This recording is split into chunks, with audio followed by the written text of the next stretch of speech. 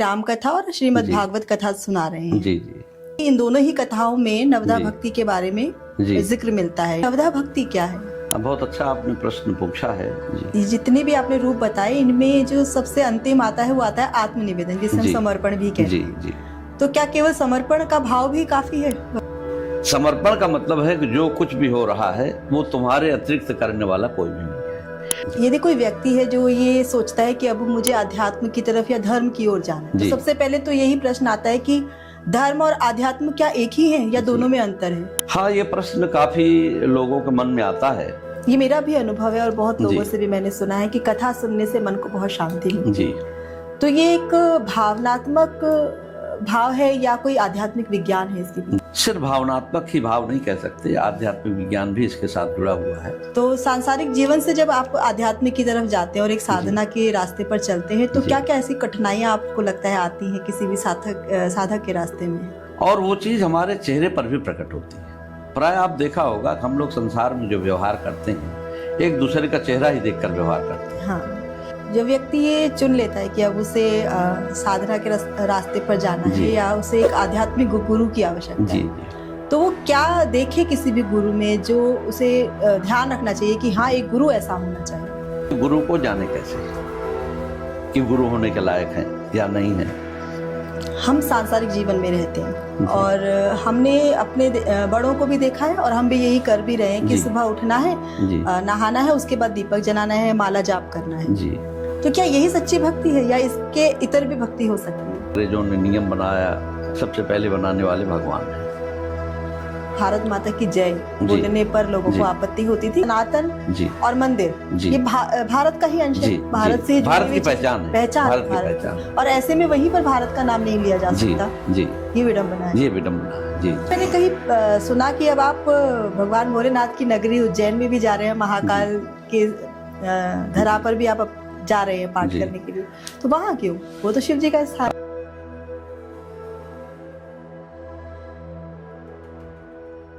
नमस्कार, रचनाशाला स्टूडियो में आप सभी का बहुत बहुत स्वागत है। आज के इस विशेष पॉडकास्ट में हम बात कर रहे हैं नवदा भक्ति के बारे में। भक्ति के वे 9 स्वरूप जिन्हें अपनाकर हम आध्यात्म के रास्ते पर अग्रसर हो सकते हैं।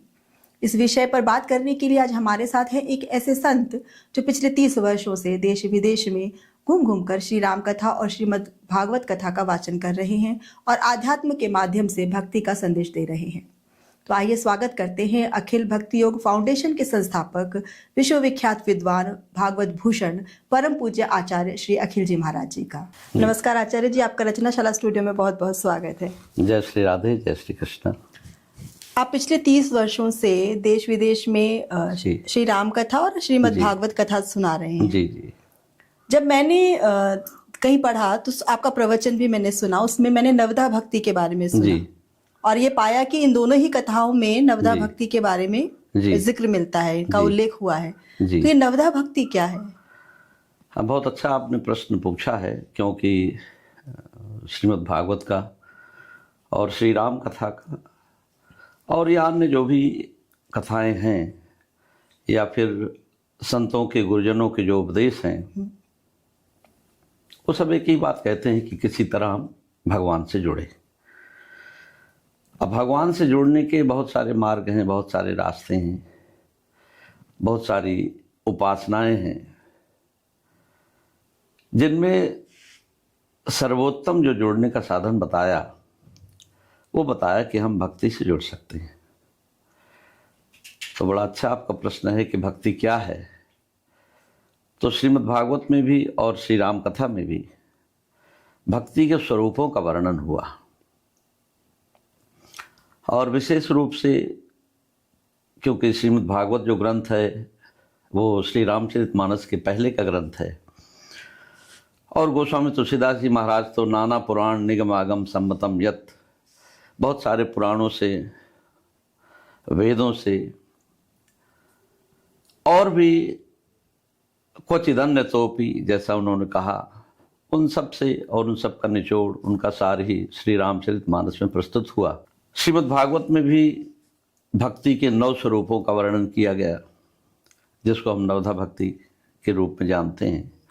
वहाँ कहा गया कि श्रवणम कीर्तनम विष्णोः स्मरणम पाद सेवनम अर्चनम वंदनम दास्यम सख्यमात्म निवेदनम। और गोस्वामी तुलसीदास जी भी यही नवधा भक्ति का वर्णन भगवान श्री राम के माध्यम से शबरी जी को जो उपदेश मिलता है, और अंत में शबरी जी ने कहा कि मेरे पास तो कुछ नहीं है, तब भगवान श्री राम ने बहुत अच्छी बात कही। उन्होंने कहा कि देवी वैसे तो आपके पास सब कुछ है, लेकिन फिर भी मेरी दृष्टि में नवमः एकौ जिनके होई नारी पुरुष सचराचर सोई। 9 में से एक भी किसी के पास हो। तो जब ये प्रसंग पर संतों का ध्यान गया और हमने भी इस पर बड़ा विचार किया, तो लगता है कि जो 9 बातें कही गई, जो 9 स्वरूप वर्णन किए गए, तो कई बार संभव भी नहीं होता कि सब कुछ हम कर सके।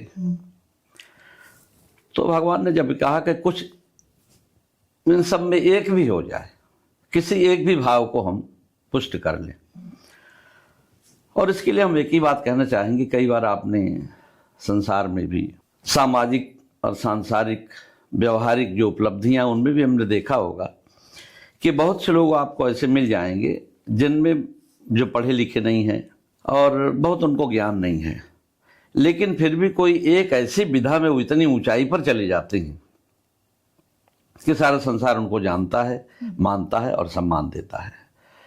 तो ऐसे उदाहरण में हम किसी का नाम नहीं लेना चाहेंगे, लेकिन ऐसे बहुत से लोग हैं। संगीत के क्षेत्र में ऐसे लोग आपको मिलेंगे जो बिल्कुल पढ़े लिखे नहीं हैं, यूँ कह लीजिए अनपढ़ ही हैं, लेकिन फिर भी उन्होंने एक ही विधा में इतनी ऊंचाई प्राप्त की कि सारा संसार उनको जानता है और मानता है और आदर भी देता है।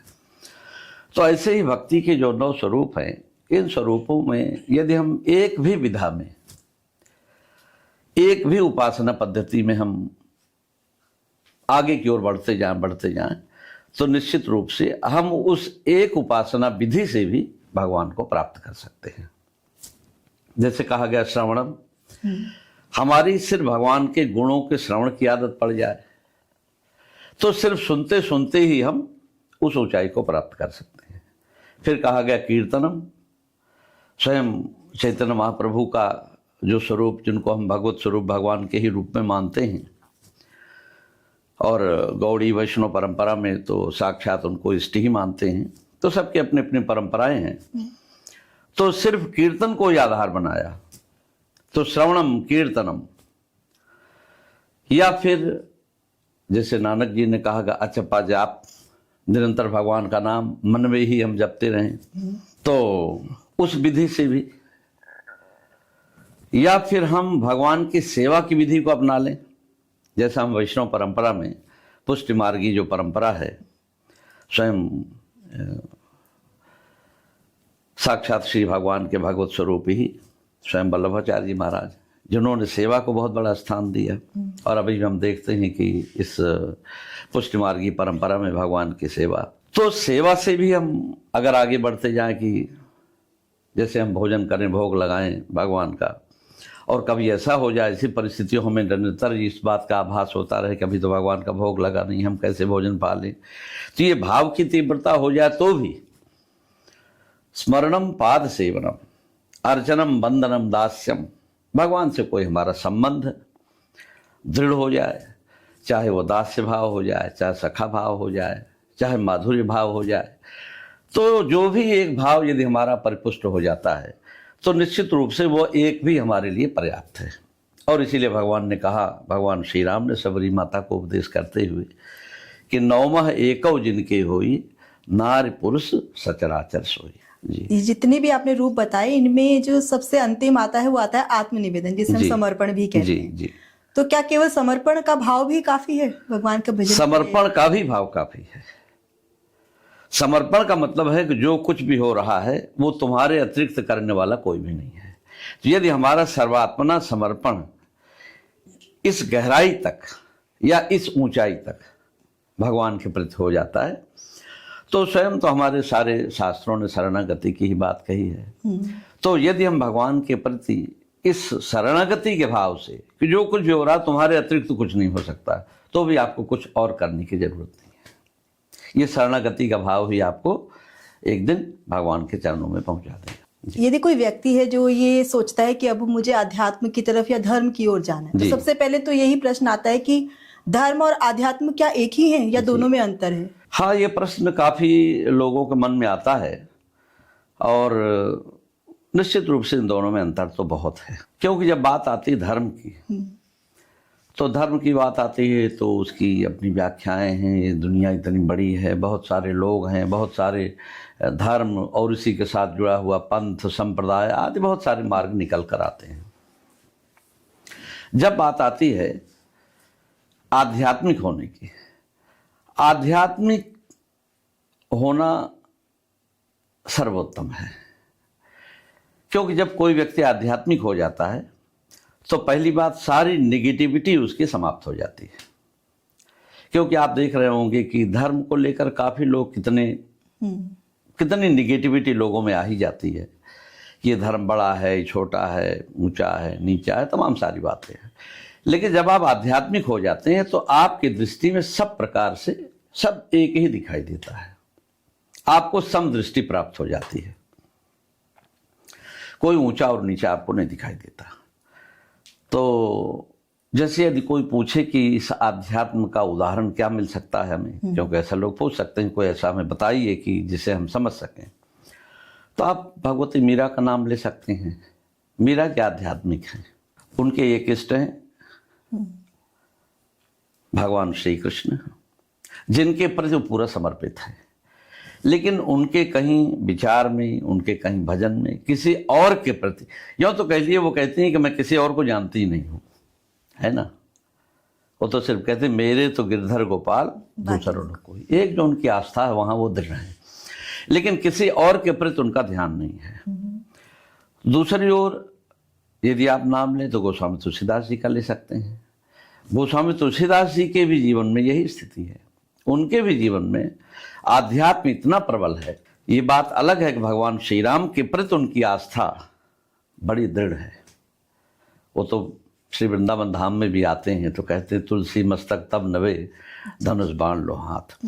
तो इसमें किसी के प्रति कोई उनका निगेटिव होने का, नकारात्मक भाव नहीं है। वो तो सिर्फ अपने भगवान को ही भगवान श्याम सुंदर श्री कृष्ण में देखना चाहते हैं। और इसीलिए ऐसे जो संत होते हैं, और ऐसे मैंने तो आपको एक दो नाम लिए, ऐसे बहुत से हमारे संत हुए हैं जिनके जीवन में कहीं किसी प्रकार से कोई नकारात्मक दृष्टिकोण किसी बात को लेकर है ही नहीं। और ऐसा जो भी संत होगा, या कोई व्यक्ति भी हो सकता है, ऐसा जो भी होगा निश्चित रूप से वो आध्यात्मिक ही होगा। और जब तक हमारी नेगेटिविटी बनी हुई है, नकारात्मक दृष्टिकोण किसी के लिए बना हुआ है, तो हम कुछ भी कर लें। लेकिन हम धार्मिक तो हो सकता है, कहे जा सकें कि भाई हमारी अपनी पद्धति है और तरह तरह की आस्था और विश्वास है, वो एक अलग बात हो सकती है। लेकिन जब तक किसी और के प्रति नकारात्मक दृष्टिकोण हमारे मन में होगा तो आध्यात्मिक होना बहुत मुश्किल होगा। ये मेरा भी अनुभव है और बहुत लोगों से भी मैंने सुना है कि कथा सुनने से मन को बहुत शांति मिलती है। जी। तो ये एक भावनात्मक भाव है या कोई आध्यात्मिक विज्ञान है इसके पीछे? जी, सिर्फ भावनात्मक ही भाव नहीं कह सकते, आध्यात्मिक विज्ञान भी इसके साथ जुड़ा हुआ है। क्योंकि जो कुछ भी हम सुनते हैं, हमारे कानों के माध्यम से जो भी हमको शास्त्र के वचन, संतों के वचन प्राप्त होते हैं, वो हमारे अंदर जाते हैं और अंदर जाकर वो कहीं न कहीं हमारे विचारों को उद्वेलित करते हैं। वो हमारे अनुकूल भी हो सकते हैं, हो सकता प्रतिकूल भी हो। तो जो हमारे अनुकूल विचार हैं, जब उसे हम कंसीव कर लेते हैं तो निश्चित रूप से हमारे अंदर एक रूपांतरण आना शुरू हो जाता है और वो चीज़ हमारे चेहरे पर भी प्रकट होती है। प्राय आप देखा होगा कि हम लोग संसार में जो व्यवहार करते हैं, एक दूसरे का चेहरा ही देखकर व्यवहार करते हैं। हाँ। कोई भी जब कोई अपने बेटे के लिए कोई कन्या देखने के लिए जाता है या फिर किसी कन्या के लिए किसी वर को देखने जाता है, तो कितनी देर में, अब तो ठीक है समय बदल गया, आजकल तो बहुत सारी बातें आ गई। हाँ, लिविंग रिलेशनशिप, क्या क्या चीज़ें आ गई, बहुत उन पर विवाद हो रहे हैं। लेकिन पहले तो सिर्फ इतना ही था कि वो जो कन्या थी वो सिर्फ ट्रे में चाय लेकर आई या कुछ नाश्ता लेकर आई, इतनी ही देर में आपको जजमेंट करना है कि वो आपके लिए ठीक है या नहीं। और प्राय पहले के समय में 99% जजमेंट इतनी ही देर में हो जाते थे, मुझे तो लड़की पसंद है, कितनी देर में, विद इन सेकेंड्स। हाँ।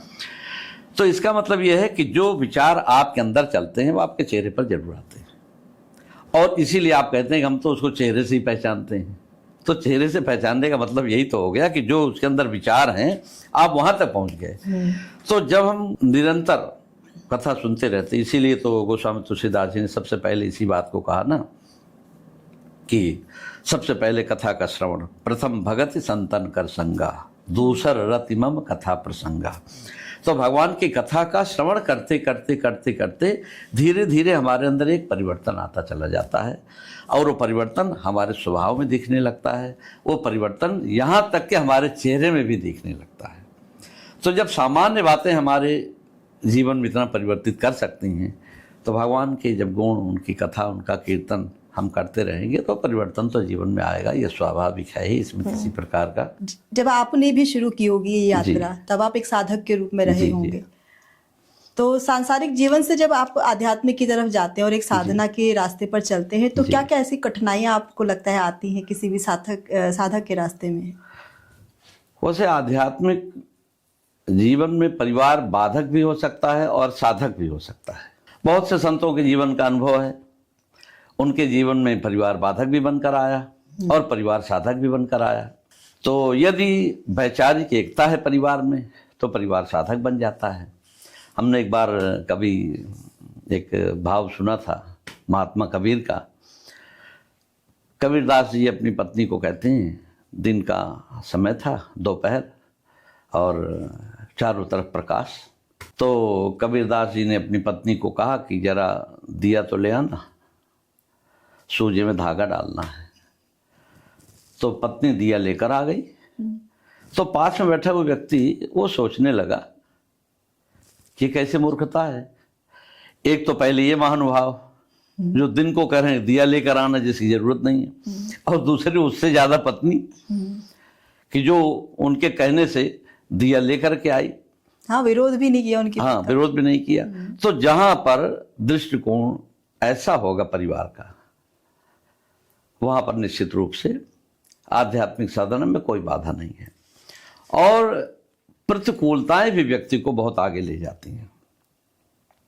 प्रायः हमने देखा होगा, हम यदि अपने ग्रंथों के माध्यम से देखें, श्रीमद् भागवत के माध्यम से देखें, श्री राम कथा के माध्यम से देखें, तो ऐसे उदाहरण बहुत मिल जाएंगे जहां प्रतिकूलता में साधना ज़्यादा दृढ़ होती है। जैसे श्रीमद् भागवत में महात्मा ध्रुव की प्रतिकूलता है जीवन में। एक पिता से जो प्यार मिलना चाहिए, ध्रुव जी एक राजकुमार हैं, वो प्यार तो नहीं मिला। सौतेली माता के द्वारा अपमान हुआ और धक्के मारकर सिंहासन से बाहर गिरा दिया और कहा कि खबरदार दोबारा दिखाई पड़ा तो कितनी बड़ी प्रतिकूलता है। लेकिन इस प्रतिकूलता ने ध्रुव जी के भाव को बड़ा दृढ़ बनाया, और इसीलिए वो भगवत भक्ति के मार्ग पर इतने आगे बढ़ गए कि भक्त ध्रुव हो गए। हाँ, ऐसे तो मीरा है, प्रहलाद है, इन्होंने भी और गोस्वामी तुलसीदास जी ने इस बात को कहा कि ध्रुव सगलान जपयु हरि नाम। वो अपमान उनको भूला नहीं है। ध्रुव सगलान जपयु हरि नाम, पायो अचल अनुपम ठाव। प्रहलाद जी के जीवन में यही स्थिति है, वहां पिता ही विद्रोही है, विरोधी है। मीरा के जीवन की भी कुछ स्थिति है।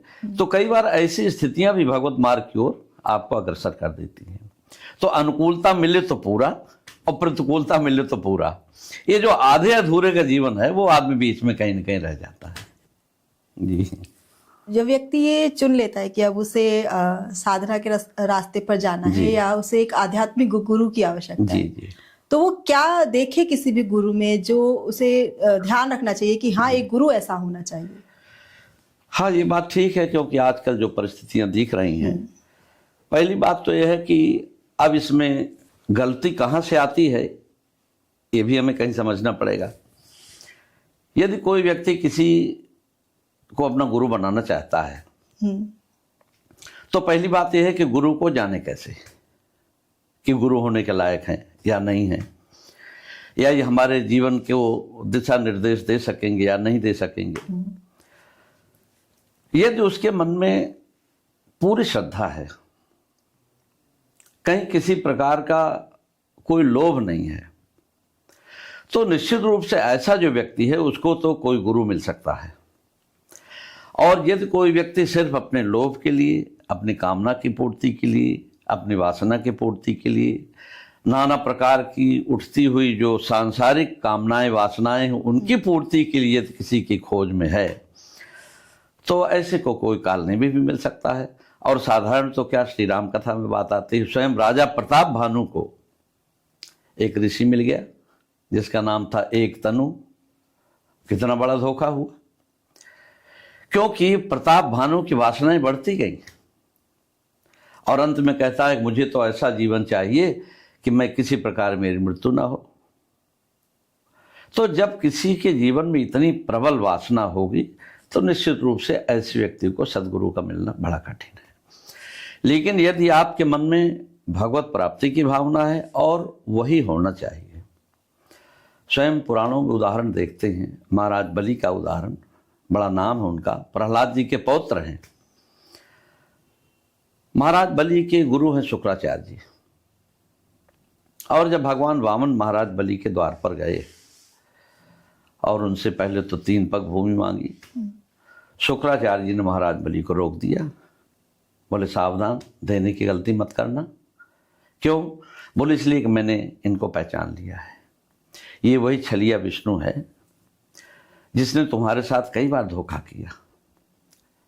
अभी थोड़े समय पहले ही सागर मंथन की बात भूल गए। सागर मंथन में कितना बड़ा धोखा हुआ। अमृत के लिए परिश्रम तो तुम लोगों ने भी किया, दैत्यों ने भी किया, लेकिन अमृत पिला दिया देवताओं को और तुम तो खाली हाथ। और आज फिर ये तुम्हारे साथ धोखा होगा, क्योंकि मैंने पहचान लिया। और तब महाराज बलि ने अपने गुरुदेव को देखा और उनकी आंखों में प्रश्न था। बोले गुरुदेव, आपको मैंने गुरु किस लिए बनाया? आपको मैंने सांसारिक उपलब्धियों के गुरु नहीं बनाया। यद्यपि शुक्राचार्य जी का बहुत बड़ा एहसान महाराज बलि के ऊपर है। छिना हुआ स्वर्ग उनको वापस दिलवाया, स्वयं उनको इतना प्रभावशाली बना दिया यज्ञ करवा कर कि जिस प्रभाव के कारण देवता स्वर्ग छोड़कर भाग गए। तो जिनकी इतनी बड़ी कृपा महाराज बलि के ऊपर है, ऐसे महाराज बलि ने गुरुदेव को प्रणाम कर कहा, बोले गुरुदेव, अब आप हमारा गुरु बनने के काबिल नहीं रहे। गुरु बलि तजो भरत महतारी। श्री भरत जी ने अपनी माँ का परित्याग कर दिया। क्यों? बोले जीवन का एक ही उद्देश्य है गुरु का, जो भगवत प्राप्ति करावे और भगवत प्राप्ति का मार्ग हमारे जीवन में प्रशस्त करे। और ये इससे अलग हमारी कोई चाह होगी तो कहीं न कहीं हम भी धोखा खाएंगे और हमको भी कोई कालने में मिल जाएगा। जी, आपने जब इतनी यात्रा तय कर ली, 30 वर्षों से आप कर रहे हैं और आप खुद अब एक गुरु हैं जी, तो जब आप इतने दायित्वपूर्ण पद पर होते जी, हैं जी। तो कुछ तो ऐसा लगता होगा ना कि ये मेरी जिम्मेदारी है और जी। मुझे ये ध्यान रखना है। जी, निश्चित रूप से गुरु कोई प्राकृतिक संपदा नहीं दे सकता। गुरु वो है जो आपको, क्योंकि आप तो पहले ही फंसे हुए हैं, है ना, तो ऐसे फंसे हुए व्यक्ति को जो पहले से फंसा है वो उसको तो निकालना पड़ेगा ना। क्योंकि जो प्राकृतिक जो ज्ञान है और सांसारिक जो उपलब्धियां हैं, इसको बहुत सिखाने की जरूरत नहीं पड़ती। ये व्यक्ति अपने आप सीख जाता है। भूख अपने आप लगती है, प्यास अपने आप लगती है, इसके लिए कोई ट्रेनिंग की जरूरत नहीं है।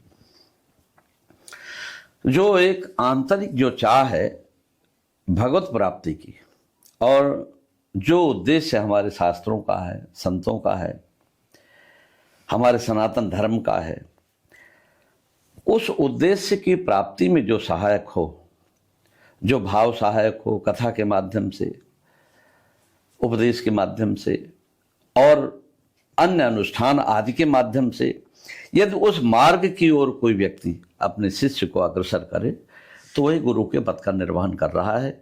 और बाकी संसार में कि 2 का 4 करता रहे, 4 का 8 करता रहे, 8 का 16 करता रहे, ये गुरु का काम नहीं है। गुरु का काम तो है कि जहाँ आप फंसे हुए हो, जहाँ आप हो, वहाँ से आपको ऊपर उठा देना। अभी हमने बात की नवधा भक्ति जी। की, और साथ ही ये भी बात हो रही है कि गुरु है वो ज्ञान देता है अपने जी, शिष्यों को। तो क्या भक्ति और ज्ञान दोनों जरूरी है या किसी एक से भी काम हो जाता है? हाँ, जैसा मैंने पहले आपसे कहा कि ज्ञान जरूरी नहीं। बहुत से ऐसे संत हुए जिनको बहुत ज्ञान नहीं था, बहुत शास्त्रों का अध्ययन नहीं था, बहुत स्वाध्याय नहीं था, लेकिन वो सेवा और समर्पण के माध्यम से इतनी ऊंचाई पर पहुंच गए कि उन्होंने अपने जीवन के साधना का स्वरूप ही उसी को मान लिया और उसके माध्यम से ही उनको सर्वस्व मिल गया। क्योंकि भगवान ने तो स्वयं ही कहा कि भाई प्रेम मार्ग से ज़्यादा भगवान प्रसन्न होते हैं, है ना। हर व्यापक सर्वत्र समाना, प्रेम ते प्रकट हो ही मैं जाना। तो भगवान ने तो शुरू में ही कह दिया कि प्रेम से अधिक मुझे कुछ भी प्रिय नहीं है। और ये हम लोग सामान्य ढंग से भी अनुभव कर सकते हैं कि बड़ी बड़ी बातें उतनी अच्छी नहीं लगती जितनी प्रेम और भाव से भरी हुई बात अच्छी लगती है। हम सांसारिक जीवन में रहते हैं और हमने अपने बड़ों को भी देखा है और हम भी यही कर भी रहे हैं कि सुबह उठना है, नहाना है, उसके बाद दीपक जलाना है, माला जाप करना है जी। तो क्या यही सच्ची भक्ति है या इसके इतर भी भक्ति हो सकती है? निश्चित रूप से एक सामान्य जीवन और सामान्य ढंग से संचालित होता रहता है और ऐसे ही लोगों की संख्या ज़्यादा है और ये संभव भी नहीं कि सब लोग उस ऊंचाई पर जा सके, क्योंकि सृष्टि का विधान भी ऐसा नहीं है, व्यवस्था भी ऐसी नहीं है और सृष्टि कभी ऐसी रही भी नहीं है, चाहे कोई भी समय रहा हो। तो सृष्टि की जो विभिन्नता है, ये विभिन्नता ही उसका स्वरूप है। और हम तो कई बार ये कहते हैं कि लोग ये प्रायः कहा करते हैं कि अंग्रेज़ों ने नियम बनाया और ऐसे नीति बनाई, डिवाइड एंड रूल। हम तो कहते हैं इस नीति के सबसे पहले बनाने वाले भगवान हैं। भगवान ने सृष्टि को कैसे डिवाइड किया है? स्त्री और पुरुष में डिवाइड किया, तो डिवाइड तो हो गए। कितने सारे जीव जंतु इस सृष्टि में हैं, सब तो डिवाइड हैं और ये डिवाइड है तभी सृष्टि चल रही है। तो ये डिवीज़न बड़ा स्वाभाविक है। तो सारे लोग एक जैसे कभी हो जाएंगे, सारे लोग मीरा बन जाएं, सारे लोग गोस्वामी तुलसीदास जी की उस ऊंचाई को प्राप्त कर लें या सूरदास जी की ऊंचाई को प्राप्त कर लें, ये संभव नहीं है। तो सामान्य जन के लिए इतना ही अच्छा है कि उनका आचरण अच्छा हो और किसी को उनसे तकलीफ ना मिले और अपने जो भी कार्य हैं, क्योंकि ये तो कार्य आवश्यक है मनुष्य के लिए, उन कार्यों को करते हुए और भगवान की ओर अपना ध्यान रखे, लेकिन ये मानकर के अंतिम प्राप्तव्य भगवान ही है, ये जानना जरूरी है। लेकिन हमने देखा है कि मैंने खुद भी देखा है बसेस में, मेट्रो में लोगों को कि वो माला जाप कर रहे हैं रास्ते में, कहीं भी चल रहे हैं उनके हाथ में माला जप रहे हैं। या फिर एक ठाकुर जी का बाल स्वरूप, बहुत हमारे वैष्णव समाज में सामान्य बात है होना साथ में, और उसे भी वो कहीं जा रहे हैं तो साथ में लेकर जा रहे हैं। तो क्या ये ठीक लगता है आपको? हाँ, आजकल ये थोड़े दिनों से, क्योंकि आपको तो पता ही हम तो वृंदावन में ही रहते हैं और ठाकुर जी की कृपा से हर क्षण ठाकुर जी का हर रूपों में दर्शन होता रहता है। तो बहुत से भक्त आते हैं, हमारे यहाँ आश्रम में भी आते हैं और लड्डू गोपाल जी को लेकर आते हैं और बहुत लोग रास्ते में उनको परिक्रमा भी कराते हैं। बहुत लोग दर्शन करने जाते हैं, बिहारी जाते हैं, श्री राधारमण जी जाते हैं, तो वहाँ भी उनको दर्शन के लिए लेकर जाते हैं। तो भाव भक्ति के हिसाब से अच्छी बात है, इसमें कहीं कोई ऐसा दोष देखना अनुचित है। बहुत से लोग कहते भी कि ठीक नहीं है, तो आचार की दृष्टि से हो सकता है, क्योंकि शुद्धता पवित्रता हम ठाकुर जी को कहाँ लेकर जा रहे हैं, कहाँ नहीं लेकर जा रहे हैं। लेकिन यदि किसी का भाव पुष्ट है भगवान के बाल रूप में और उनको ये अनुभव होता ही है कि अब हम ठाकुर जी को यहाँ छोड़कर जाएं, जहाँ से भी आए, कोई दिल्ली से आता है, मुंबई से आता है, कलकत्ता से आता है, बहुत सारे शहरों से, दिल्ली से जाता है, तो उनको लगेगा तो है कि हम तो भोजन कर रहे हैं लेकिन हमारे ठाकुर जी को प्रसाद कौन खिलाएगा। तो यदि ये भावना वास्तव में उनको है तो ऐसे लोग लेकर जा सकते हैं। लेकिन जहाँ भी लेकर गए हैं वहाँ पर इसका ध्यान जरूर रखना चाहिए कि जहाँ पर वातावरण पवित्र हो, ठाकुर जी को हम पधरा सकें। क्योंकि अभी मैंने कोई फेसबुक पर एक वीडियो देखा है जहाँ लड्डू गोपाल जी को बिठाया हुआ है किसी रेस्टोरेंट में और अपना भोजन किया हुआ उनको भोग, तो ये अनुचित है और ऐसी भावना बनेगी भी नहीं। इस भावना में भी कहीं न कहीं दोष है, क्योंकि जिसका हम इतना ख्याल रखते हैं उसको अपना जूठा ऐसे नहीं खिला सकते। पवित्रता बहुत जरूरी है। पवित्रता जरूरी है। आप श्री राम कथा करते हैं, भागवत कथा करते हैं, लेकिन भगवान के तो बहुत सारे स्वरूप हैं, शिव जी हैं, दुर्गा जी हैं, हनुमान जी हैं, लेकिन ये जो हमारे प्रचलन में सिर्फ 2 ही कथाएं क्यों इतनी प्रचलित हैं, बाकी क्यों नहीं? हाँ, ये भी आपका प्रश्न ठीक है। और क्योंकि व्यास जी ने 18 पुराण लिखे और जिस तरह से भागवत पुराण की कथा होती है, और क्योंकि श्री वृंदावन धाम तो भागवत पुराण के नाम से ही पूरी एक नगरी बसी हुई है, और श्री राम कथा होती है, और शिव जी की कथा पहले तो कम हुआ करती थी, लेकिन अभी तो काफ़ी भगवान शिव जी की भी कथा शिव पुराण के माध्यम से हो रही है, और काफ़ी भक्त लोग उसमें आनंद भी ले रहे हैं। श्रीमद् देवी भागवत की भी कथा होती है, लेकिन वो थोड़ा लिमिटेड समय में, जब नवरात्रि का समय आता है तो कुछ लोग सुनते हैं। श्रीमद् भागवत की कथा और श्री राम कथा, निश्चित रूप से श्रीमद् भागवत की कथा में कई बार एक पूर्णता सी दिखती है, क्योंकि श्रीमद् भागवत में जो प्रश्न प्रारंभ होता है, महाराज परीक्षित का जो प्रश्न गुरुदेव भगवान सुखदेव से है कि आप गुरुदेव मुझे बताइए कि मनुष्य तो मरण धर्मा है और मृत्यु जीवन का अंतिम सत्य है, तो ऐसे में आप बताइए कि हमें क्या करना चाहिए।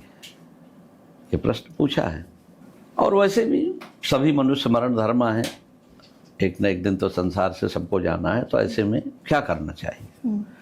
तो ये प्रश्न इतना कॉमन है, अगर देखा जाए तो सुखदेव जी ने जब इस प्रश्न को सुना तो इस प्रश्न को सुनकर ही प्रसन्न हो गए, क्योंकि परीक्षित जी के जीवन के तो सिर्फ 7 दिन शेष हैं, सिर्फ 7 दिन। और ऐसे उन्होंने जब पूछा तो सुखदेव जी इसलिए प्रसन्न हो गए कि आज परीक्षित के रूप में मुझे एक सच्चा शिष्य मिला है। उनके मन में इस बात का भाव नहीं कि वो राजा है, उनके मन में भाव यह है कि जो प्रश्न पूछा है, और इसलिए उन्होंने कहा वरीयान एष ते प्रश्न कृतो लोकहितम नृप आत्मविद संबतः पुंसाम श्रोतव्यादुष्य परा। परीक्षित तुम धन्य हो, क्योंकि जो तुमने पूछा है ये तुम्हारा ही मंगल नहीं करेगा प्रश्न, ये संपूर्ण लोक का मंगल करेगा। इसका मतलब कि यह जो प्रश्न है यह न किसी जाति विशेष का है, न किसी स्टेटस से संबंधित है, न किसी देश की बाउंड्री से संबंधित है, ये तो संपूर्ण लोगों के लिए, क्योंकि जहां जहां किसी की मृत्यु होगी सबका ही प्रश्न है। तो इसलिए यह जो प्रश्न है, और उसके उत्तर में जो सुखदेव जी आगे उनको कथा के माध्यम से इन 7 दिनों में मुक्ति तक ले जाते हैं। तो ये जो जीवन यात्रा ये 7 दिन में उन्होंने महाराज परीक्षित की श्रीमद् भागवत के माध्यम से पूरी कराई, तो हमें लगता है कि ये सबसे बड़ा कारण है इस ग्रंथ के प्रचलन में आने का। किस ग्रंथ में एक जीवन का संदेश है, और दूसरा अंतिम गति तक पहुंचा देने की जो सामर्थ्य है श्रीमद् भागवत में। और अंत में उन्होंने महाराज परीक्षित को पूछा भी कि ये 7 दिन में तुमने जो सुना है, अब ये बताओ कि मृत्यु के बारे में तुम्हारा अनुभव क्या है। तो महाराज परीक्षित ने कहा गुरुदेव अब मुझे कोई मरण का भय नहीं है, अभयम दर्शितम त्वया। ये 7 दिन, जैसे कोई डॉक्टर किसी को दवाई देता है तो पूछता भी तो कि फायदा हुआ कि नहीं हुआ। हाँ। तो जब परीक्षित ने गुरुदेव को स्वयं ये बात कही कि गुरुदेव भगवंस तक्षकादिभ्यो मृत्युभ्यो न विवेम्यहम प्रविष्टो ब्रह्म निर्वाणम भवता करुणात्मना, मुझे वह गति प्राप्त हो गई। तो ये जो जीवन यात्रा की जो सफलता थी इस श्रीमद् भागवत कथा के माध्यम से, और जो महाराज परीक्षित को प्राप्त हुआ, और इसीलिए आज भी कथा इतनी प्रचलित है कि व्यासासन पर जो विराजमान होता है उसको या तो हम व्यास जी बोलते हैं या फिर सुखदेव जी बोलते हैं, और जो कथा का मुख्य श्रोता बनता है, जो उसका यजमान बनता है, जो सारी जिम्मेदारियां उठाता है, उसको हम परीक्षित बोलते हैं। तो इस कथा के प्रचलित होने का ये एक बहुत बड़ा कारण, जीवन दर्शन जुड़ा है। जीवन दर्शन जुड़ा, हमारा जीवन ही जुड़ा हुआ है। दूसरी बात जो आपने श्री राम कथा के बारे में पूछा, श्री राम कथा भी बड़ी अद्भुत है, क्योंकि श्री राम कथा में भगवान श्री राम ने कह कर नहीं अपने जीवन से जो प्रस्तुत किया है, वो एक परिवार के लिए, एक समाज के लिए, एक राष्ट्र के लिए, हम नहीं समझते कि इससे बड़ा आदर्श कोई भी चरित्र कभी भी प्रस्तुत हो सकता है। आचरण से जो चरित्र भगवान श्री राम ने प्रस्तुत करके अपने जीवन के माध्यम से, यदि वो भगवान ना हो कोई कहे तो सामान्य व्यक्ति के बस की ये बात नहीं है। इसलिए भगवान श्री राम सामान्य व्यक्ति नहीं है, और वो महापुरुष भी नहीं है, वो भगवान है, सिर्फ भगवान है, और भगवान ही ऐसा कर सकता है, और किसी के बस की बात नहीं है। बहुत अच्छी बात, सही बात है। यही दोनों कथाओं में जीवन दर्शन मिलता है और इससे जुड़ सकते हैं जी लोग। इसलिए श्री राम कथा लोगों, और अच्छी बात है कि लोगों ने इस कथा को पहचाना। हाँ। और हमारी तो इच्छा सदा ही रहती है कि लोग अपने जीवन के लिए निश्चित रूप से श्री राम कथा का ही माध्यम चुनना चाहिए। इसका एक कारण ये भी हो सकता है क्योंकि वाल्मीकि जी की रामायण तो इतनी प्रसिद्ध नहीं हुई जितनी गोस्वामी तुलसीदास जी की हुई, क्योंकि उन्होंने उसका समयानुसार भाषा का रूपांतरण किया, उसको अवधि में रूपांतरित कर दिया, तो वो जनमानस की बन गई। तो ये भी एक कारण हो सकता है इसका। हाँ, भाषा भी एक बहुत बड़ा कारण है, क्योंकि कई बार बहुत सारी चीज हो सकती है जो हमको समझ ही नहीं आए और हमारे दिल तक ना उतरे, क्योंकि अब तो संस्कृत के जानने वाले बहुत लोग हैं नहीं। तो इसलिए अब संस्कृत भाषा के माध्यम से, ये तो संतों की कृपा है जो उस भाषा को सरल कर वो हमको समझा दें। नहीं तो गोस्वामी तुलसीदास जी ने एक बड़ा अद्भुत जो हमको विकल्प दिया और इस श्री राम कथा को अवधी भाषा के माध्यम से जो प्रस्तुत किया, ये बहुत बड़ी बात थी। और उस समय में बहुत बड़ी बात थी जबकि समय बहुत प्रतिकूल था, और ऐसे में जो हिंदू समाज को और हमारे सनातन धर्म को जो उन्होंने संभाला और सहेजा, ये उनकी बहुत बड़ी कृपा है। बात भाषा की आई है तो वर्तमान समय में भी अगर हम राष्ट्र की दृष्टि से देखें तो एक बहुत बड़ा प्रश्न उठकर आया है भारत के लिए कि भारत विभिन्नताओं का देश है, यहाँ विविधताएं हैं, चाहे वो धर्म के आधार पर हो, भाषा के आधार पर हो या फिर संस्कृति के आधार पर हो। जब पूरे स्वराष्ट्र की बात होती है तब आता है कि पूरे राष्ट्र की कोई एक भाषा होनी चाहिए, जिसके लिए फिर एक मतभेद भी आया कि हिंदी को नहीं, तमिल को, या बहुत सारे अलग अलग लोगों के अपने अपने मत आए। ऐसे में आपको क्या लगता है कि क्या संस्कृत ही श्रेष्ठ नहीं है, क्योंकि सभी भाषाओं का उद्गम तो संस्कृत से ही हुआ है? जी, आपका प्रश्न ठीक है, क्योंकि संस्कृत तो देववाणी है ही। हाँ जी। और संस्कृत की प्राचीनता कितनी हो सकती है उस समय के सीमा में भी हमारा प्रवेश मुश्किल है। हाँ। तो ये अति प्राचीन भाषा है, लेकिन उसी संस्कृत से ही निकली हुई अन्य भाषाएं हैं और उसी संस्कृत से ही जन्मी हुई अनेक भाषाएं साउथ में भी। हाँ, आज भी मंत्र की भाषा तो संस्कृत ही है जी।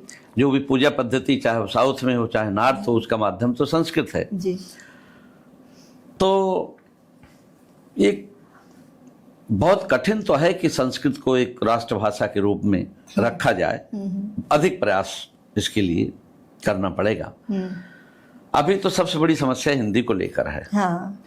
क्योंकि हिंदी भी कोई प्रगट भाषा नहीं है। हाँ। बहुत लोगों को इस बात की जानकारी नहीं है। हाँ।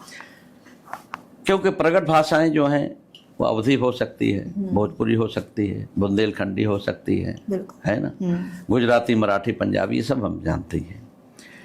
हिंदी भाषा तो इसलिए इसका निर्माण हुआ और इस पर बहुत विद्वान जो हिंदी साहित्य के जो साहित्यकार रहे हैं उन्होंने इस पर बहुत बड़ा काम किया है।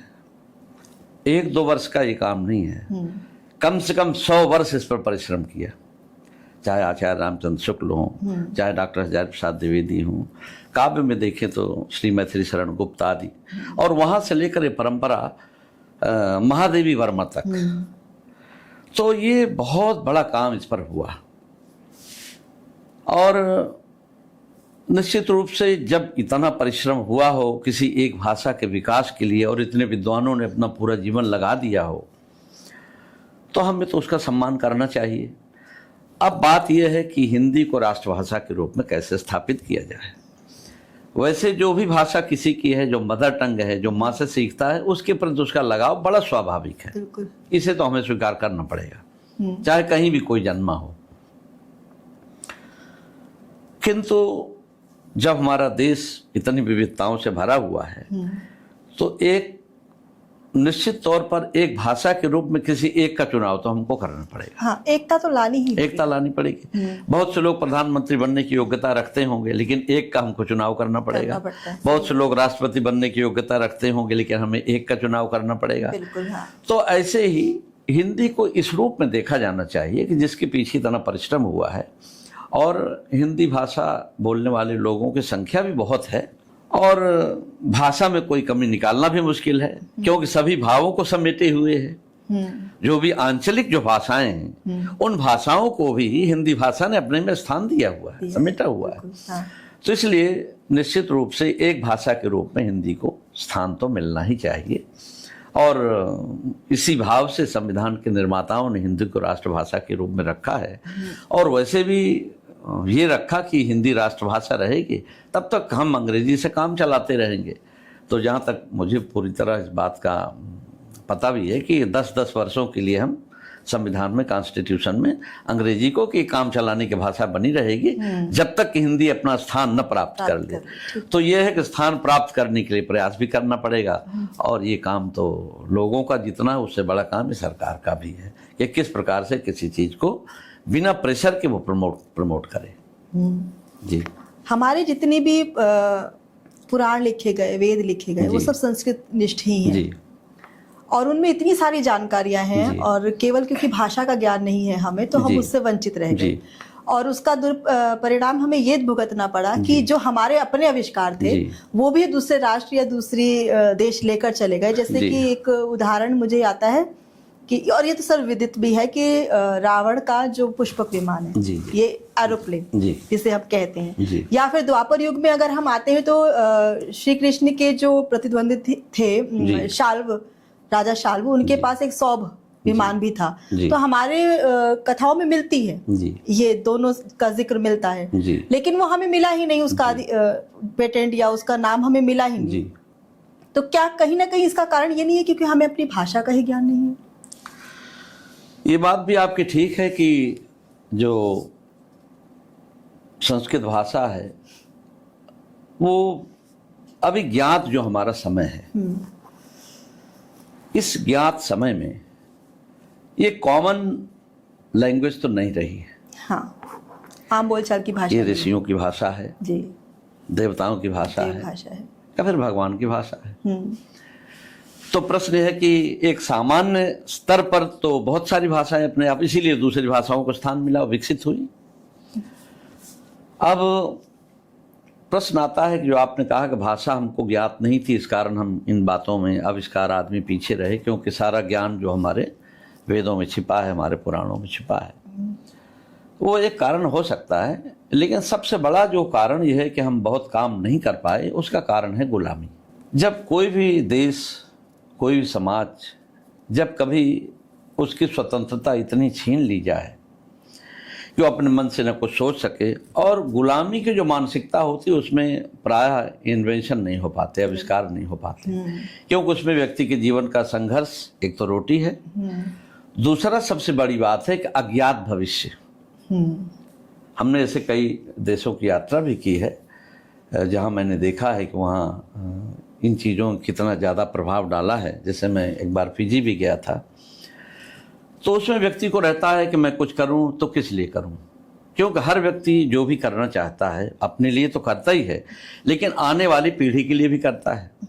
तो जब सोचता है कि मेरा ही भविष्य सुरक्षित नहीं है तो मेरी पीढ़ी का क्या होगा, इसलिए उसका मन मर जाता है, मन खत्म हो जाता है, मन का उत्साह खत्म हो जाता है। तो ऐसे में जब भारत जैसा एक महान देश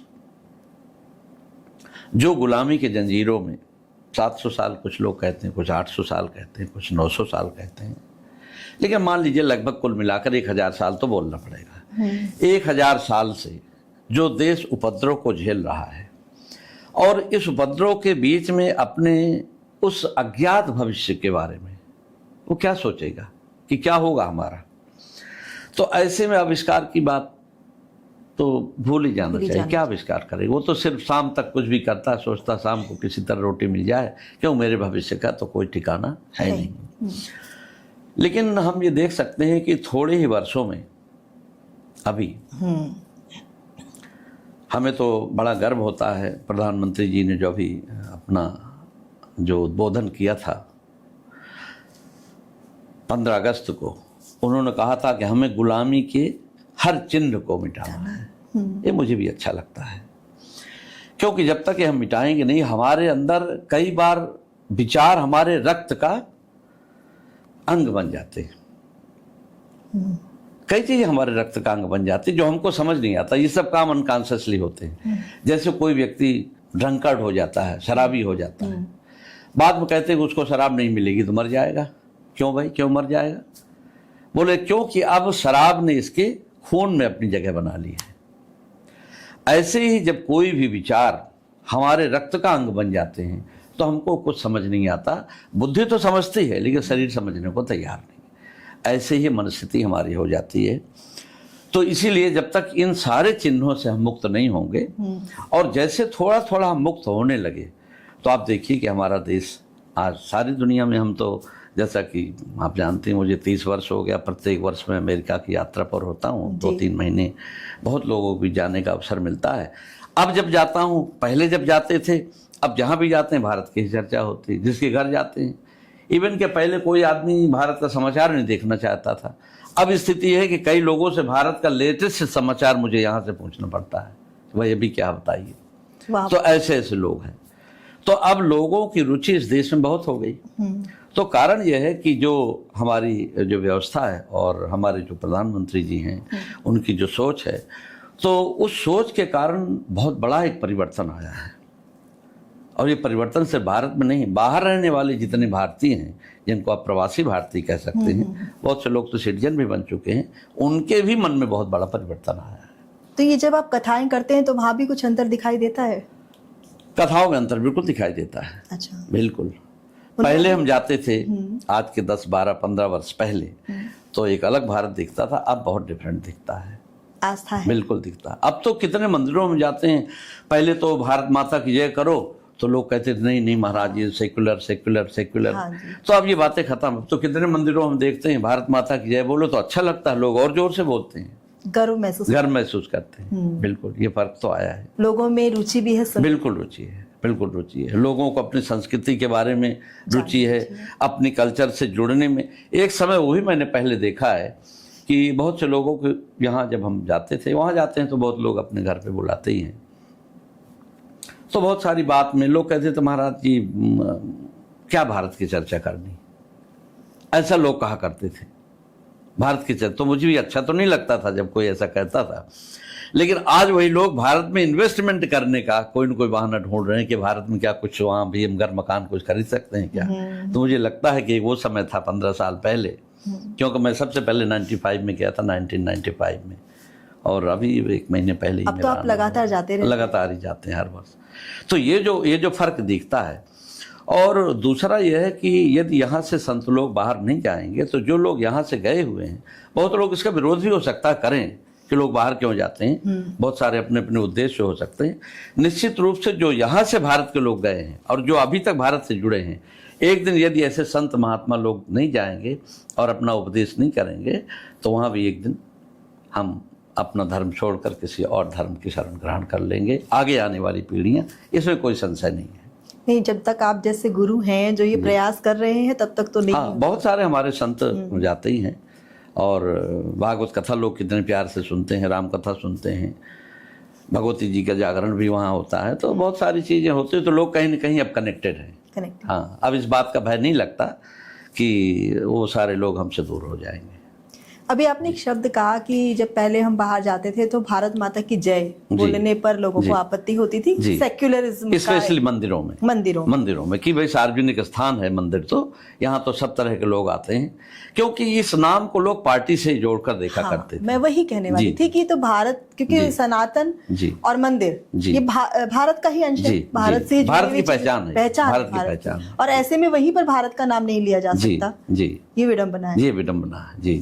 एक चीज और जो वर्तमान, क्योंकि राजनीति में हम थोड़ा सा चले गए, तो एक प्रश्न और एक जिज्ञासा है कि जो अभी की हमारी राजनीतिक पार्टी है जो सत्ता में है, वो कहीं ना कहीं सनातन धर्म से बेहद जुड़ी हुई है, और उसी का एक रूप हमें देखने को मिला। आचार्य धीरेन्द्र शास्त्री जी ने जो पद यात्रा की, कहीं ना कहीं उनका उद्देश्य सनातन यात्रा ही था, एकता, सनातन एकता की यात्रा था। ऐसे में जब एक पार्टी पूरी तरह से किसी एक धर्म को समर्पित हो जाती है, और भारत जो विविधताओं का देश है, वहां पर ये ठीक लगता है? ये प्रश्न जो आजकल बहुत लोगों के मन में है, और इस जो सनातन यात्रा जो चल रही है हमारे स्वामी धीरेन्द्र कृष्ण शास्त्री जी की, और जो हनुमान जी के बड़े परम भक्त हैं, और श्री हनुमान जी की बड़ी कृपा उन पर है, और विशेष रूप से कृपा के अलावा और कुछ नहीं हो सकता कि उनकी उम्र तो बहुत कम है, लेकिन उनको सभी संतों का आशीर्वाद और प्रेम प्राप्त है। निश्चलता भी देखने लायक। जी, तो निश्चित रूप से उनका जो कार्य है, यात्रा है, इसमें बड़ी ईमानदारी है। और इस यात्रा का कई बार हमसे लोग कहते हैं कि आप बताइए कि आप समर्थन करते हैं या नहीं करते। तो प्रश्न है, समर्थन क्यों नहीं करेंगे? क्योंकि ये यात्राएं कोई नया रूप नहीं है। प्राचीन काल से ही हमारा देश यात्राओं का, लोग तीर्थ यात्रा करते थे, ग्रुप में जाते थे। अभी भी आप वृंदावन आओ, वृंदावन की परिक्रमा होती है, गोवर्धन जी आओ, वहां परिक्रमा होती है, लोग इकट्ठे ग्रुप में जाते हैं, परिक्रमा करते हैं। 84 कोस की भी परिक्रमा होती है। आप इसे यात्रा का रूप दे सकते हैं। प्रश्न इस यात्रा में जो एक उद्देश्य है कि जो भी लोग हमारे सनातन धर्म को मानने वाले हैं, उन लोगों में जागृति पैदा हो, अपने सनातन धर्म को पहचाने। और फिर अगला प्रश्न अपने आप ही बन जाता है कि आखिर सनातन धर्म है क्या जिसको पहचानने की जरूरत है ना? क्यों आप चाहते हैं कि सारे लोग हमारे साथ आएं? क्योंकि सनातन धर्म में सिर्फ प्रेम है, सिर्फ दया है, सिर्फ करुणा है, सिर्फ त्याग है, सिर्फ तप है। ये सनातन का नाम है। तो प्रश्न यह है कि अब इसमें से कौन सी ऐसी चीज है जिसका कोई व्यक्ति खंडन कर दे? प्रेम का कौन खंडन कर सकता है? दया का कौन खंडन कर सकता है? करुणा का कौन खंडन कर सकता है? तप का कौन खंडन कर सकता है? त्याग का कौन खंडन कर सकता है? दान का कौन खंडन कर सकता है? क्योंकि इसके बिना तो हमारा जीवन चलेगा ही नहीं। तो सनातन का जो उद्देश्य है, ये उद्देश्य किसी पार्टी के लिए नहीं है, किसी सरकार के लिए नहीं है। ये उद्देश्य तो उन आम जनों के लिए है जिन लोगों के अंदर अभी सनातन धर्म के प्रति जागरूकता पैदा नहीं हुई है।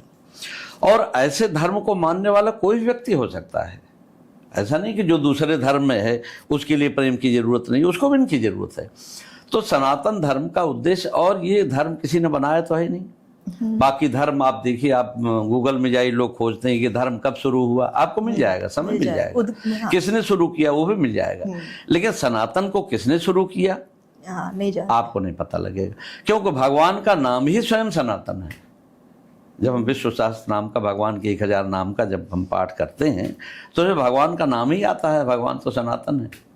तो सनातन का मतलब ये हो गया कि जिसको कोई प्रकट करने वाला नहीं। तो ये गुण जहाँ जहाँ हैं, जिसमें भी हैं, और यदि नहीं है तो उनको जगाना पड़ता है। कई बार कुछ ऐसे टेररिस्ट होते हैं, उनका आप फोटो देखिए, उनका आप चेहरा देखिए, चेहरे से आपको कभी वो टेररिस्ट लगेंगे नहीं। बिन लादेन का भी आप चेहरा देखो, ये लोग पढ़े लिखे हैं, अच्छा पढ़े लिखे, हाँ, इंजीनियर, बिन लादेन को भी, हाँ जी, उसका भी चेहरा देखो तो चेहरे से लगेगा नहीं कि आतंकवादी है, हाँ जी, या इतना क्रूर हो सकता है। इसका मतलब यह है कि कहीं न कहीं क्रूरता का पाठ भी पढ़ाया जाता है, क्रूरता की ट्रेनिंग भी दी जाती है। क्योंकि जब लोग कोई टेररिस्ट ऑर्गेनाइजेशन को जब ज्वाइन करते हैं तो वहाँ उनको ऐसी ट्रेनिंग मिलती है। वो क्रूर है नहीं बेचारे, वो तो फंस गए जाकर, हाँ, वो उनको ट्रेनिंग दी जाती है। हाँ। तो जब हम ट्रेनिंग क्रूरता के दे सकते हैं तो क्रूरता की ट्रेनिंग ज़्यादा अच्छी है, प्रेम की ट्रेनिंग ज़्यादा अच्छी है। तो सनातन धर्म ही जो समझाता है, क्योंकि भगवान स्वयं ही कहते हैं, हरि व्यापक सर्वत्र समाना प्रेम ते प्रकट है, उस प्रेम से ही तुम मुझे जान पाओगे, है कि नहीं? तो ये जो भाव है, इन्हीं भाव को जगाने के लिए सनातन है। तो जहाँ जहाँ ये चीज़ें, ताकि हम इस बात को समझें, इस बात का अनुभव करें। हाँ, कोई दूसरे धर्म को मानने वाला, दूसरे पंथ और संप्रदाय को मानने वाला, उसका कोई और अर्थ निकाल सकता है, ये स्वाभाविक है। लेकिन इस पूरी यात्रा को, हम भी इस यात्रा में मन से तो शामिल हैं ही, लेकिन इस पूरी यात्रा में हम किसी को भी सुनते हैं, ऐसा एक भी बात मुझे सुनने को नहीं आती जिसमें हम किसी का अपमान कर रहे हैं, या किसी का तिरस्कार कर रहे हैं, या किसी को हम छोटा बना रहे हैं। हम सिर्फ कहते हैं कि जो ये भाव है, इस भाव के साथ तुम जुड़ जाओ, तो हम लोग इस देश में बड़े प्रेम से, बड़े भाव से रह सकते हैं, और सारे संघर्षों को हम मिटा सकते हैं। लेकिन जब अहंकार आ जाता है, छोटे बड़े का आ जाता है, तो छोटे बड़े के अहंकार से तो हम किसी भी चीज़ को विरूपित कर सकते हैं। अभी आपने टेररिज्म का जिक्र किया, टेररिस्ट का जिक्र किया, और अभी कुछ 2-3 दिन पहले ही हमने एक हादसा दिल्ली में देखा, बड़ा दुख हुआ उसको देखकर, बम विस्फोट जो हुआ। आप क्या कहेंगे कि जहां इतने प्रयास चल रहे हैं कि हमारे देश में शांति और अमन कायम हो, और ऐसे में इस तरह की कोई घटना हो जाती है, और वो भी तब, हालांकि मुझे पता नहीं जुड़ना चाहिए या नहीं जुड़ना चाहिए, जब धीरेन्द्र शास्त्री जैसे व्यक्ति पूरे देश को सनातन एकता में बांधने का प्रयास कर रहे हैं, और तब ये इस तरह की घटना होती है। क्या कहेंगे आप? हाँ, ये बात तो समझ में आती है कि घटना बहुत बड़ी है।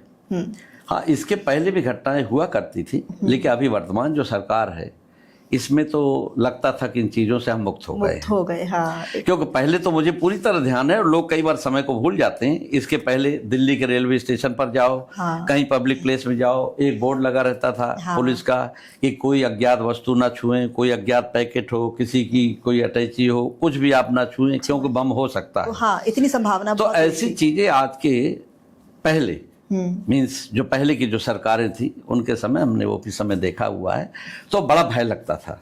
कुछ लोग तो यहाँ तक मजाक में कहते थे और ये चीज वहीं छोड़ दो, कोई बात नहीं, कोई छुएगा नहीं। हाँ, ये भी था। तो ऐसी स्थिति थी, लेकिन अभी तो इस स्थिति से हम निकल गए थे। लेकिन अभी लगता है कि इस घटना ने हमें फिर से उस समय की याद करा दी। और जहां तक रही बात घटना से जोड़कर देखने की बात, कि जो मुझे लगता है कि कोई भी काम जो भी होता है दुनिया में बिना सोचे समझे नहीं होता। ये कोई ऐसा नहीं कि अचानक से कोई व्यक्ति आया और अचानक से कुछ काम हो गया। इसके पीछे कहीं न कहीं बहुत लंबे तार जुड़े हुए हैं, और कितने लंबे तार जुड़े होंगे ये तो कोई प्रॉपर जब इन्वेस्टिगेशन होगा और उसका रिजल्ट जब आएगा तब हमको पता लगेगा। लेकिन ये सामान्य किसी 2-4 व्यक्तियों का काम नहीं है। और सबसे बड़ी बात है कि इसमें इन्वॉल्वमेंट जो अभी तक पता लगा है, वो पता लगा कुछ डॉक्टर्स लोग हैं। हाँ, तो जब ऐसे पढ़े लिखे लोग ऐसे कार्य में लगेंगे तो ये कोई एक व्यक्ति का काम नहीं है, इसका तार निश्चित रूप से जुड़ा हुआ है। और इस यात्रा के माध्यम से भी हम इसे जोड़कर यदि देखें तो कोई अनुचित नहीं होगा, ऐसा संभव है।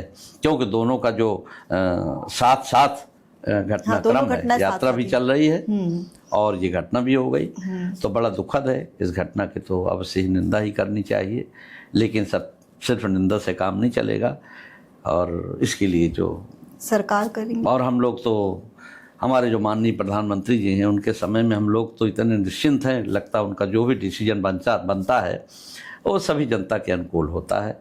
तो वो खुद इस बात के लिए बहुत सजग हैं और बहुत कुछ आगे इस पर कार्रवाई होने को है। आपके जो श्री राम कथा और श्रीमद् भागवत कथा का जो आप वाचन करते हैं, ये आप बहुत जगहों पर आपने किया, देश विदेशों में, लगभग 30 साल हो गए आपको।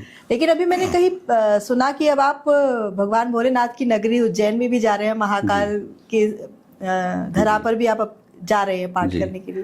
तो वहाँ क्यों? वो तो शिव जी का स्थान है। जब हमने बहुत लोगों से परामर्श किया, और अभी भी हमारे चूंकि निमंत्रण कार्ड छप चुके हैं, जब किसी के पास कार्ड जाता है और वो देखता है उज्जैन में और भागवत कथा, हाँ। तो मुझसे एक बार पूछता, महाराज इस बार वहाँ भागवत कथा कैसे आपने रखी? क्योंकि पिछली बार अयोध्या में तो आपने राम कथा किया, तो हमें ठीक लगा, तो लेकिन भोलेनाथ की नगरी में ये बात एक सामान्य ढंग से तो ठीक है, कोई व्यक्ति ऐसा प्रश्न करे, लेकिन ऐसी बात है नहीं, क्योंकि कथा के सबसे बड़े प्रेमी भगवान भोलेनाथ। ये बात अलग है कि लोगों ने अपने अहंकार के कारण और इन दोनों में कोई भेद के रूप में देखा हो, क्योंकि उज्जैन की जो नगरी है ये अति प्राचीन है, प्राचीनतम नगरी है। ये भगवान श्री राम से जुड़ी हुई है, क्योंकि काकभूषुंडी जी जब अयोध्या से गए तो वो उज्जैन ही गए, और स्वयं महर्षि संदीपनी जो श्री कृष्ण बाबा आनंद के कुलगुरु हैं, महर्षि संदीपनी भी भगवान शंकर के ही आराधक हैं। और भगवान शंकर स्वयं किसके आराधक हैं? जब कई बार आता है कि हम तो शैव हैं, हम तो बस शिव जी को मानते हैं, तो पूछो शिव जी किसको मानते हैं? शिव जी तो रामेश्वरम की स्थापना कर भगवान श्री राम के आराधक बन जाते हैं, और भगवान श्याम सुंदर श्री कृष्ण की आराधना कर और उनको गोपेश्वर महादेव के रूप में हम वहाँ पर श्री वृंदावन धाम में ज्ञान गुदड़ी में दर्शन करते हैं। तो प्रश्न ये है कि ये जो अंतर हम लोगों ने बनाया, ये हमारी अपनी एक तरह से एक संकुचित मानसिकता के कारण ऐसा होता है। क्योंकि श्रीमद् भागवत में भी कहा गया वैष्णवानाम शंभु, तो भगवान शंकर तो परम वैष्णव है। अब कौन छोटा कौन बड़ा, कई बार हम लोगों के मन में ये बहुत ऐसे सवाल होते हैं, तो हम छोटा बड़ा करके उसको खराब कर लेते हैं, लेकिन कोई छोटा बड़ा नहीं। गोस्वामी तुलसीदास जी ने भगवान शंकर के लिए कहा, शिव पद कमल जिन्हि रति नाही, राम ही ते सपने न सुहाई। जिसका भगवान शंकर के प्रति प्रेम नहीं है वो हमें सपने में भी कभी सुहाए पसंद नहीं है। तो जब भगवान श्री राम की घोषणा है तो इस प्रकार की बातें नहीं रखनी चाहिए, क्योंकि भगवान शंकर तो भगवान की कथा के इतने प्रेमी हैं कि त्रेता युग में गोस्वामी जी ने बल्कि रामचरितमानस का प्रारंभ ही यहीं से किया कि एक बार त्रेता युग माही शंभु गए कुंभज ऋषि पाही, संग सती जग जननी भवानी पूजे ऋषि अखिलेश्वर जानी, राम कथा मुनि बरज बखानी सुनी महेश परम सुख मानी। तो भगवान श्री राम तो स्वयं ही, भगवान शंकर तो स्वयं ही श्री राम कथा के श्रोता के रूप में अपने को स्थापित करते हैं, और भगवान श्याम सुंदर श्री कृष्ण का दर्शन करने के लिए भी जब उनके बाल छवि के रूप में दर्शन करने के लिए भी आए, तो ऐसे भगवान शंकर तो परम वैष्णव है। इसलिए ऐसा कोई अंतर हमें दिखता नहीं है, बल्कि मुझे तो लगता है इससे भगवान शंकर महाकाल के रूप जो विराजमान है उज्जैनी में, वो अति प्रसन्न होंगे। और अभी आने वाले दिनों में 14 दिसंबर से 20 दिसंबर 2025 में ये कथा उज्जैन में संपन्न होगी। आपके भक्तों को अगर आपसे मिलना हो तो कहाँ आपसे मिल सकते हैं? अब जो भी शिष्य हैं, भक्त हैं, और वैसे तो आते ही रहते हैं, और श्री वृंदावन धाम में परिक्रमा मार्ग में ही अपना आश्रम है जी, भक्त योग धाम जिसका नाम है, तो नाम भी उसी भाव के कारण ही उस आश्रम का है। तो बहुत सारे भक्त लोग आते रहते हैं। तो जब भी हम यहाँ रहते हैं, या तो कथाओं में हैं और कथा में नहीं है तो आश्रम में रहते हैं, तो कोई भी कभी भी आ सकता है। और श्री वृंदावन धाम में परिक्रमा मार्ग पर ही आश्रम है। आचार्य जी, आपने धर्म, अध्यात्म और हमारे राम कथा, कृष्ण जी से, भागवत से संबंधित इतनी सारी जानकारी हमें दी, जीवन का दर्शन हमें दिया, और इतनी सारी बातचीत हमसे की, उसके लिए आपका बहुत बहुत धन्यवाद। और रचनाशाला स्टूडियो में आने के लिए बहुत बहुत आभार। रचना जी, बहुत बहुत धन्यवाद आपका। और हम तो वृंदावन के ही हैं, इसलिए जय श्री राधे, जय श्री राधे।